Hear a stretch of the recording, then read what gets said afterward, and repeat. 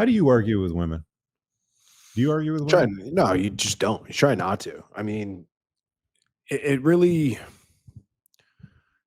it's an easy trap to fall into because at one point it's like explaining and you're trying to see, well, like, oh, if you just see it from this point of view, um, there's there's nothing in it. They want you to argue. Like when women try to drag you into the argument, it's because they're bored. That's most likely what it is. Arguing usually is not something that I'll do. I do think though, and I probably am not going to have a lot of people agree with this, but I am not of the school where 100% stoicism all the time is the most useful strategy. I do think there are times where like the chick that you're with or dating, she still needs to see that the bear has teeth. Mhm. And she needs to kind of know the dude that you kind of are. I'm not saying get violent with her by all means, but I'm saying it's like a lot of guys would think like, oh, like always be stoic, and it's just like if you're in danger of becoming a doormat, and you're in danger of if nothing bothers you, if you're not willing to stand on something or everything, if you're not willing to stand for some things, you're willing to fall for anything. So I think there's an art to it where you're not arguing, but it's simply stating your position, your boundaries, and that's just it is the way that it is. If you don't like it, then kick a boulder. It's really simple. Uh, but guys tend to think if you just show her the PowerPoints and presentation, you show her where she's wrong, and you point it out, she'll just go, "Oh, okay." Like now everything makes sense. And really, if you're a man on mission purpose and you're doing what you want to do, like whether she agrees with you or not, or whether she says, she agrees with your position or stance is kind of irrelevant because you're going to do what you want to do regardless. And if she comes along, great. And if not, then you know where you stand. Yeah, I mean, if you want to be respected in a relationship, guys, you have to have boundaries and you have to realize that for the most part, I mean, arguing mostly is a big waste of time. I mean, like I've seen guys argue a lot on the internet about ideas and on social media and stuff like that. So And the dumb. thing is that most people don't want to hear your opinion. They want to hear their opinion coming out of your mouth when it comes to internet disagreements. Understand that. A lot of the times, arguing with people is like arguing with an idiot. I think it's been said, something along the lines of arguing with somebody that just doesn't get it is like trying to play chess with a pigeon. The pigeon will just knock over all the pieces and strut around like it won the game anyway, right? And that's generally how it goes. And it's not that much different when it comes to a relationship. I mean, if she's chosen you, if she's asked for your commitment, if she wants to be in a relationship with you, and she's then in the next breath choosing to disagree with you or argue with you on things, especially if they're in your wheelhouse, right? Like if it's something that you just know like the back of your hand, you've lived it, you breathe it for a long period of time, you're world class at it, you're good at it, then it should just be, defer to the expert. I think I saw something here in the chat. Here it is. Deborah, a gal, she said, my husband and I had a disagreement today about car repairs. He told me what he was going to do, and that was the end of the discussion.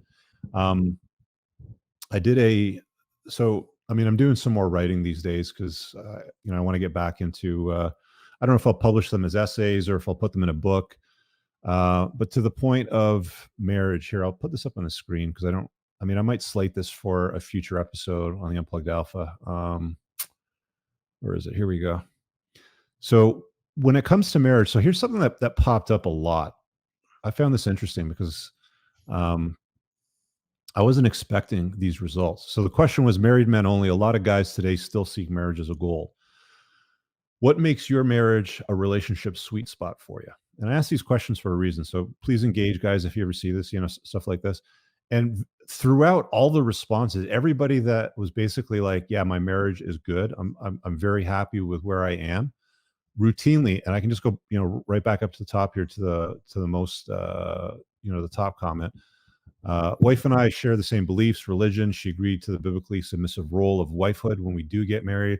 Our relationship is largely trouble-free because of and even because of her feminine mood swings and hormones. She remembers the agreement and generally believes that she is called by God to serve and aid me in any way possible. In return, I do everything I possibly can for her and try to lead the family as unselfishly as possible. She was a virgin when we married and is completely faithful.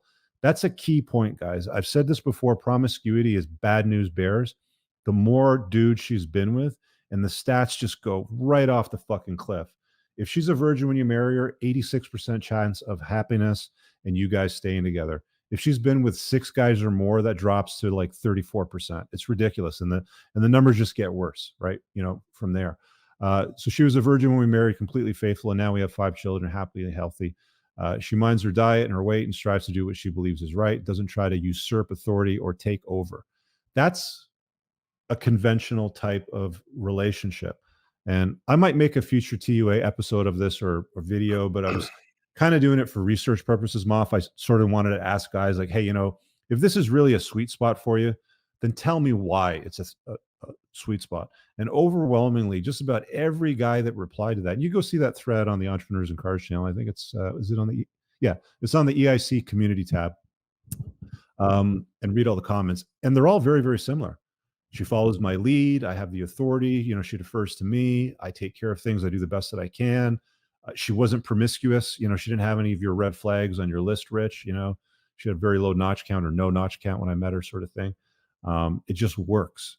But you're not getting that today. The vast majority of guys today, when they meet a gal that's like, hey, I want to get married and have kids, it's like, she's already been through like 50 dicks. Like, what do you think's going to happen when things get difficult, when there's a disagreement? You're just, she's just going to move on to 51. It's just the way that it goes, right?